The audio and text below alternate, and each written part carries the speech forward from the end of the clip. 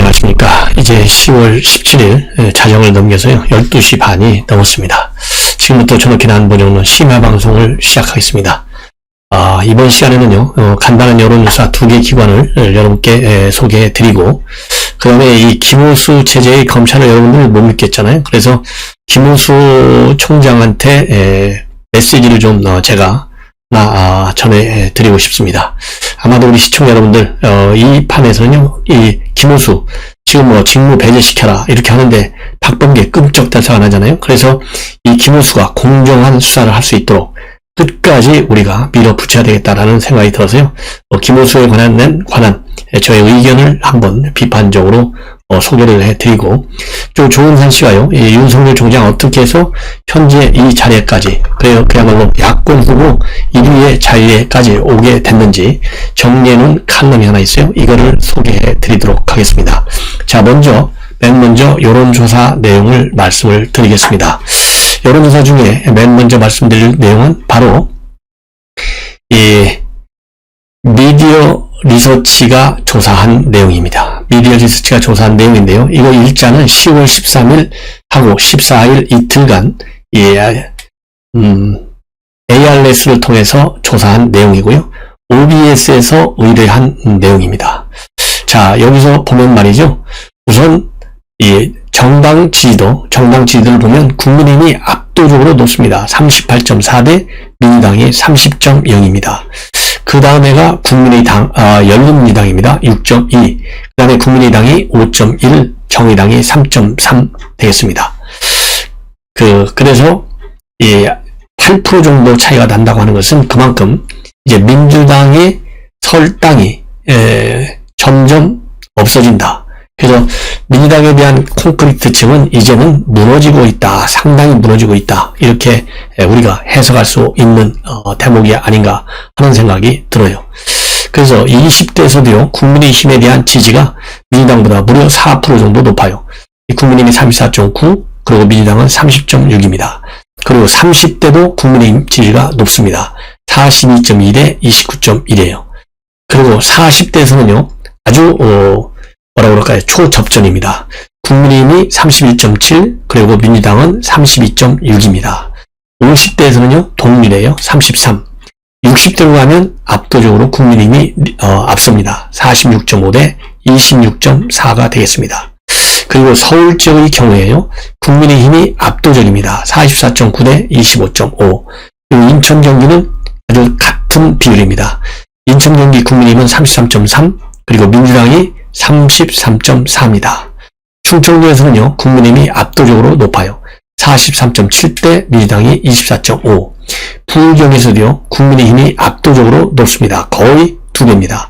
50.5 대 26.4.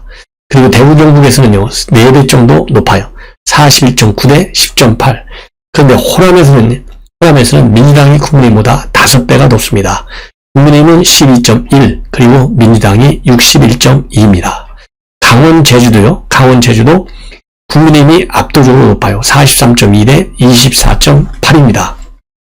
그래서 이번 이 미디어 리서치 조사를 보면 호남에서만 민주당이 높고 나머지 전 지역에서 국민의힘이 높습니다. 그리고 연령대도 보면 전 연령대에서 국민의힘이 높습니다. 딱 40대 하나만 민주당이 높은데요. 32.6 대 31.7이니까 0.9밖에 차이가 안 나요. 그래서 사실 보면 국민의힘이 전 연령대에서, 그리고 지역은 호남을 빼는 지역에서 압도적으로 높다. 이렇게 지금 이제 결론을 내릴 수 있어요. 그리고 남, 여성 모두 국민의힘이 더 지지율이 높습니다. 남성의 경우 국민의힘은 40.5, 그리고 민주당은 27.1, 여성의 경우 국민의힘은 36.4, 그리고 민주당은 32.8입니다. 이걸 보면 정권 끝났다 하고 우리가 결론을 내릴 수 있는데요. 일단 이 조사상으로, 그러나 여기서 만족하면 안 되죠. 이 지지율을 우리가 계속 끌어올릴 수 있도록 끝까지 3월 9일까지 노력을 해야 된다. 이 점을 제가 강조해 드리고 싶어요. 자, 그 다음에는요, 차기 대선 후보 가상 대결을 보면 윤석열 총장은 이재명이를 압도적으로 이기고, 홍준표는 살짝 이재명한테 좀 뒤지는 걸로 나와 있어요. 자, 그러면 윤석열과 이재명 그리고 다른 제3자 이렇게 놓고 봤을 때 윤석열은 37.8이고요. 이재명이가 31.6입니다. 그래서 6% 정도 차이가 앞서고 있어요. 자, 그러면 어디서 차이가 나는지 보면 남여성 모두 윤석열 총장이 앞섭니다. 남자의 경우 윤 총장은 38.5 그리고 이재명이는 32.8입니다. 그리고 윤석열의 경우에는요. 여자가 37 그리고 이재명은 30.4입니다. 그리고 연령별로 보면 말이죠. 연령별로 20대하고 그 다음에 40대에서만 20대하고 40대에서만 이재명이가 높고 나머지 연령대에서는 윤석열이가 높아요. 자, 20대도 근데 큰 차이가 나지 않아요. 20대 윤석열은 22.3, 이재명이 24.4입니다. 그리고 30대에서 윤석열이 32.1, 그리고 이재명이가 30.4입니다. 다만 40대는 차이가 많이 나요. 윤석열은 30.1, 이재명이 41.5입니다. 그리고 50대에서는 동일해요, 거의. 윤석열이가 38.7, 이재명이 38.6입니다. 그래서 이 50대는 우리가 끌어와야 되겠다. 그러니까 586이요, 현 민주당한테 굉장히 실망이 큰 거예요. 그럼 60대 이상은 압도적이에요, 우리가. 윤석열 54.1대, 그 다음에 이재명이 25.5입니다. 그리고 지역별로 보면 인천, 경기에서 윤석열이가 좀 밀리고, 그 다음에 호남에서 밀리고요. 그러니까 인천, 경기 안방이잖아요. 그리고 호남은 뭐 원래 더 안방이죠. 이 두 군데서만 윤석열이가 밀리고 나머지 전 지역에서 압도한다. 그래서 서울에서는요 37.6대 그리고 이재명이가 28.7이에요. 그리고 인천, 경기의 경우에는 이재명이가 36.6대 윤석열이가 34.6이에요. 그리고 충청도에서 압도합니다. 43.0대 28.9. 그리고 부경에서도요 윤석열이가 압도해요. 45.4대 18.4입니다. 대구 경북 압도해요. 51.2대 20.2. 호남 지역에서만 윤석열이 15.7 그리고 이재명이가 54.1입니다. 강원 제주도 윤석열이 강합니다. 40.7대 이재명이는 36.9입니다. 그리고 지지층 2년별로 보면 정당별로 민주당의 경우에는 이재명이가 76.7 윤석열은 55.2입니다. 국민의힘 경우에는요 윤석열이가 69.6 그리고 이재명이가 4.0입니다. 그래서 제가 비교드리는 게 민주당은 76.7이 이재명을 찍는데 보수당에서는 윤석열을 69.6밖에 찍지 않아요. 그러니까 여기에서 7% 우리가 마이너스다 이렇게 보시면 되고 국민의당에서 압도적으로 윤석열 총장이 67.3 그리고 이재명이는 9.6입니다. 그리고 열린민주당 이재명 77.5 윤석열 12.7입니다. 이렇게 결과가 나왔어요. 그리고 이제 가상대결 2 홍준표하고 붙었을 경우에는 홍준표가 살짝 오차 범위 내에서 살짝 밀려요. 이재명이가 32.0대 홍준표가 29.2 그리고 제3자 누가 될지 모르지만 심상정이든지 안철수든지 24.9입니다. 이거를 쭉 분석해 드리도록 하겠습니다. 이 분석을 보면요. 남여성을 보면 이 남성의 경우에는 홍준표가 세요. 36.6대 이재명이 32.5 근데 여성은 이재명이가 10% 높아요. 이재명이가 31.4대 홍준표가 21.9입니다. 연령별로 보면 말이죠. 40대하고 50대 그리고 60대에서 홍준표가 뒤져요. 그래서 20대의 경우에는 홍준표가 45.3 이재명이가 25.7 그리고 30대의 경우에는 홍준표가 38.3 그리고 이재명이는 27.5 그래서 20대하고 30대만 홍준표가 세고 나머지 연령에서는 이재명이가 세다. 예, 이렇게 보시면 돼요. 그래서 참고적으로 40대는 이재명이가 42.0 홍준표는 24.4 그리고 50대의 경우에는요 이재명이가 39.8 홍준표가 25.9입니다. 그리고 60대 이상의 경우에는요 이재명이가 26.4 홍준표가 20.2입니다. 그리고 지역별로 보면요 서울에서는 홍준표가 세고요. 인천, 경기 이재명이 세고 충청도도 이재명이 세고 그리고 부경 당연히 홍준표가 세고요. TK도 당연히 세고, 그리고 강원 나머지는 이제 좀 밀리네요. 그래서 서울에서는요, 홍준표가 35.5, 그리고 이재명이가 26.9, 인천 경기에서는 홍준표가 26.1, 이재명이가 38.8, 충청권에서는요, 홍준표 21.1, 이재명이 30.9, 부울경에서는 홍준표 29.5, 이재명이 16.2, TK에서는요, 홍준표 45.1, 이재명 20.3, 호남에서는요, 홍준표 13.2, 그리고 이재명이 54.4, 강원 제주에서는요, 홍준표가 28.6, 예, 이재명이가 38.1입니다. 민주당에서는요, 이재명이는 75.1, 그리고 홍준표는 8.2입니다. 국민의힘의 경우에 홍준표가 53.8, 그리고 이재명이는 4.8입니다. 정의당의 경우에는 이재명이가 33.3, 그리고 홍준표가 13.3, 국민의당의 경우에는요, 홍준표가 38.5, 이재명이 19.2입니다. 열린민주당은 이재명이가 74.6, 홍준표가 7.0입니다. 여기서 이제 국민의힘 지지율을 보면요, 이재명이 붙었을 때 홍준표는 국민의힘에서는 53.8이 지지율이에요. 그런데 윤석열이 붙으면 69.6이 지지율입니다. 그래서 한 10%포인트 정도 이 국민의힘 이 지지율은 좀 차이가 난다. 물론 제3자가 받는 또 지지율이 있기 때문에 절대치로 비교할 수는 없겠지만은 대충 추상적으로 비교를 하면 그 정도 차이가 난다는 점을 여러분들께 말씀을 드립니다. 자, 이것이 OBS 의뢰에 의한 미디어 리서치 조사 결과입니다.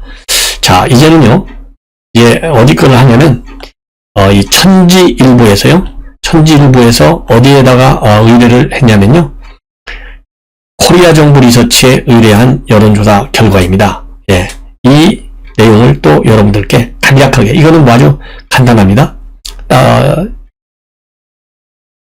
여기서 이제 대통령 긍정평가는요, 긍정평가는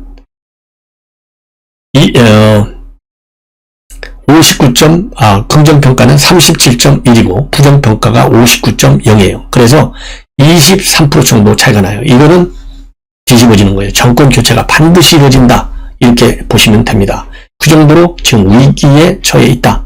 이렇게 보시고, 그 다음에 정당 지지율을 보면요, 민주당이 33.7, 33.8점, 국민의힘이 43.8, 10% 정도 차이가 나요. 이것도 정권이 뒤집어진다 라는 신호로 우리가 읽을 수 있는 부분이고, 그 다음에 정의당은 4.4, 국민의당이 2.2, 열린민주당이 1.5가 되겠습니다. 그리고 대선 후보 여기서는 호감도를 물어보고 있어요.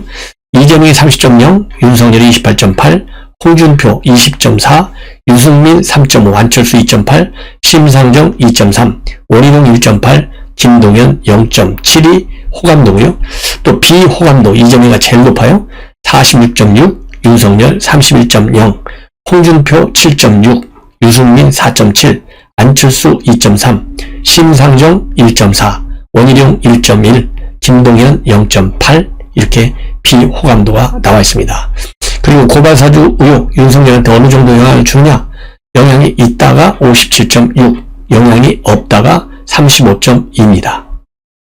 그 다음에 대장동 개발 의혹 특검 필요하냐? 네, 필요하다가 66.8, 필요 없다가 25.7이 되겠습니다. 자, 이렇게 이 두 개의 여론조사를 보면요, 자, 우리 정권 교체할 수 있는 정당 지지율에서 10% 정도의 차이가 나고 있다는 거, 그리고 긍부정 평가 차이가 20%가 넘는 조사까지 나왔다고 하는 점이 새로운 현상 중에 하나가 아니냐. 그래서 이러한 흐름을 우리가 계속적으로 잘 관리해야 할 이제 숙제를 안고 있다. 이렇게 보여집니다.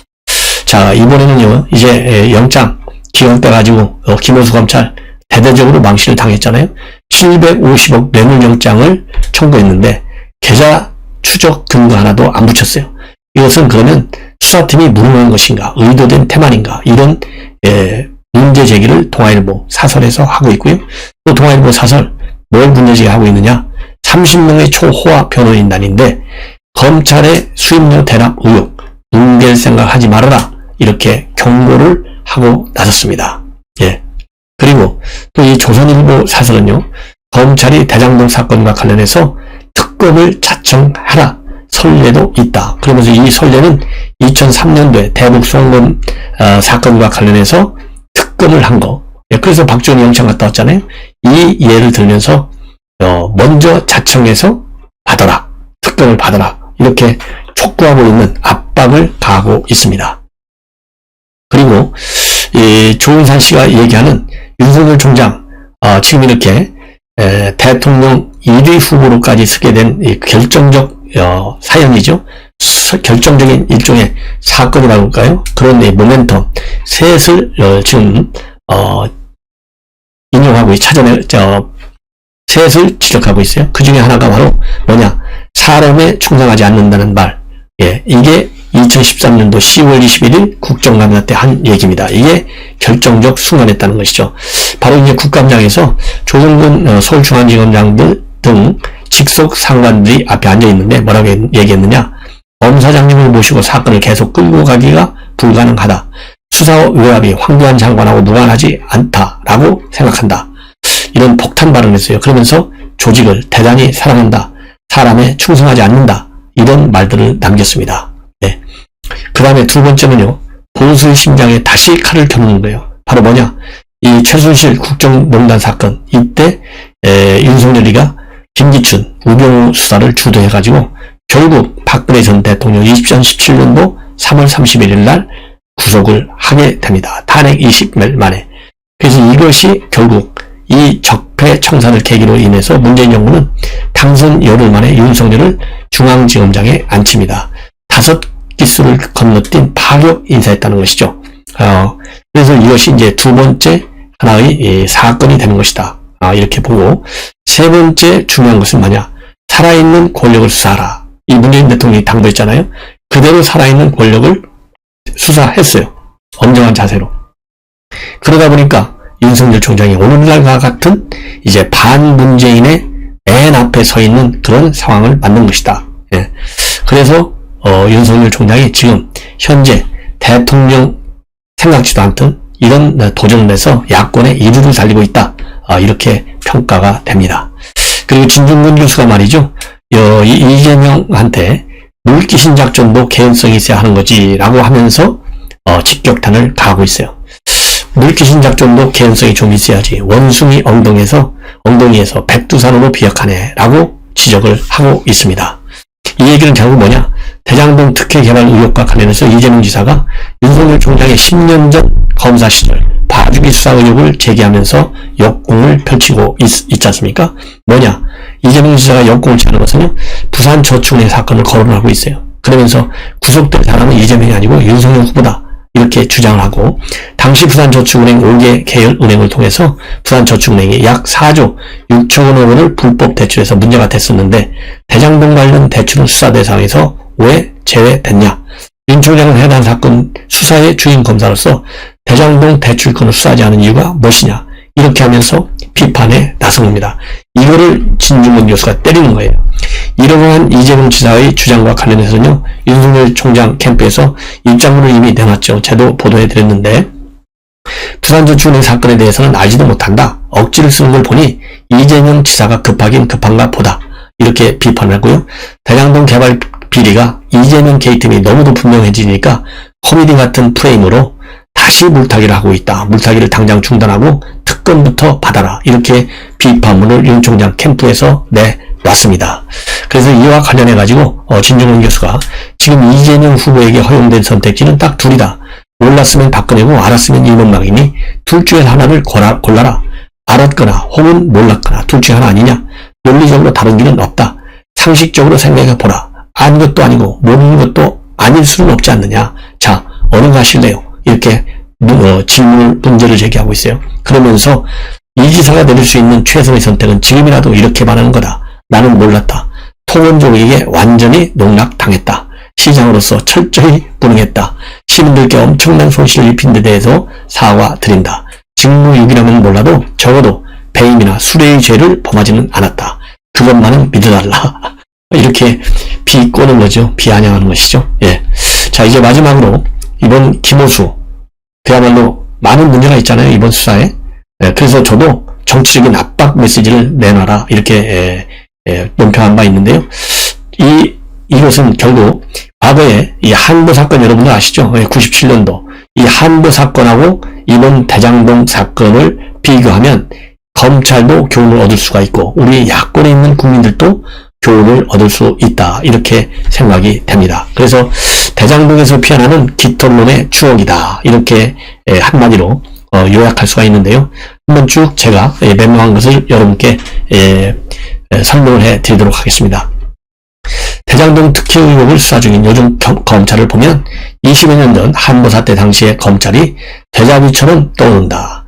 몸통을 향한 증거는 철저히 차단하고 깃털질만 신속하게 속아내는 꼬리 자르기의 수사 작태가 고스란히 재현되고 있기 때문이다.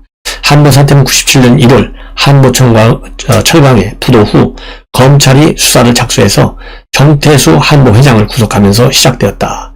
정태수 회장은 정관계 곳곳에 뇌물을 뿌려가면서 무려 5조 7천억 원의 7천 원대의 부정대출을 받았다. 정 회장의 초대형 금융비리가 그의 IMF 환란을 초래한 단초로 작용한 것은 잘 알려진 사실이다. 그런데 동시에 그 배후에 대통령 YS의 아들 김현철 씨가 있다는 설이 스멀스멀 나오면서 세상 사람들이 입방아에 옷대랬다. 저 엄청난 비리의 배우라면 대통령 아들 정도가 되지 않겠나 하는 추론이 누구나 믿고 싶은 뇌피셜의 팩트로 떠돌면서 김현철을 수사하는 여론까지 나돌았다. 검찰은 부지런히 수사하는 듯 했다. 하지만 그 결과는 홍인길, 정재철, 황병태, 권노갑 의원 등을 뇌물수수죄로 구속하는 선에서 그쳤다. 여기에서 홍인길 의원의 깃털론이 나와 몸통 수사를 촉구하는 여론이 더욱 빗발치게 되었다. YS의 최측근이었던 홍인길 의원은 훅 불면 금방 날아갈 깃털에 불과한 자신이 어떻게 5조 원대를 대출을 알선할 수 있겠느냐 하면서 몸통령을 외쳐댔다. 그래서 YS 김현철 씨를 곤혹스럽게 했다. 그렇지만 검찰의 꼬리 자르기는 완강했다. 정치권은 물론 한보 사태로 직장을 잃은 수많은 실업자들을 중심으로 악화되는 여론에도 묵묵부답이었다. 당연히 YS를 정점으로 한 검찰 수뇌부도 요지부동이었다. 결국 여론에 떠밀려 새로 부임한 중수부장 신재륜의 집요한 수사로 김현철 씨는 구속되어 법의 심판을 받고 말았다. 대장동 사건의 앞날도 훤히 보이는 듯하다. 대장동 사건을 맡고 있는 검찰 역시 지금 깃털 속아내기에 열을 올리며 꼬리 자르기에 들어간 게 분명하다. 뭉개고득장 부리는 수사와 어설픈 압수수색, 구색 맞추기 영장 청구 등 총체적인 부실 수사로 깃털은 물론 몸통의 탈출구를 열어주느라 부심하고 있다. 이정수 중앙지검장, 김호수 검찰총장, 더 나아가 수사를 직접 지휘하고 있다는 의혹을 받고 있는 박범계 장관 등 이들에게 충고하고 싶은 게 하나 있다. 우리 국민 절반 이상이 대장동 사건의 몸통은 이재명이라고 믿고 있다. 이제 믿고 싶은 대로 믿고 있는 게 아니라 피해 당사자인 대장동 주민들의 증언, 성남시와 성남도시개발공사 그리고 성남의 뜰과 문제의 화천대유에서 나오는 숱한 물적 증거들이 믿음을 사실로 확인시키고 있다. 이 모든 것을 온 국민이 지켜보고 있는데 자기네끼리 꼬리 자르기로 유야무야하겠다고요? 20여 년 전 당신 선배들은 그렇게 얼렁뚱땅해서 넘어갈 수 있었는지는 모르지만 지금은 환경이 달라졌다. 우리는 촛불로 거대한 정권을 무너뜨려 본 국민이다. 당시에도 우여곡절 끝에 신재륜이란 강골 검사가 몸통을 잡아냈다. 하지만 설사 당신들이 지금 현 정권의 입맛에 맞는 수사로 몸통에 살 길을 열어준다 해도 그 몸통은 결코 산 목숨일 수 없다. 국민의 믿음을 저버리고 배신하면 어느 누구도 서울 땅을 잃게 되는 시대가 되었다. 검찰도 이것저것 눈치를 보거나 외화를 의식하며 엉터리 수사를 한다면 문제의 몸통과 함께 나락으로 떨어진다는 사실을 명심해야 할 것이다. 하나의 김호수에 대한 엄중한 경고문입니다. 시청자 여러분, 그러면 편히 주무십시오.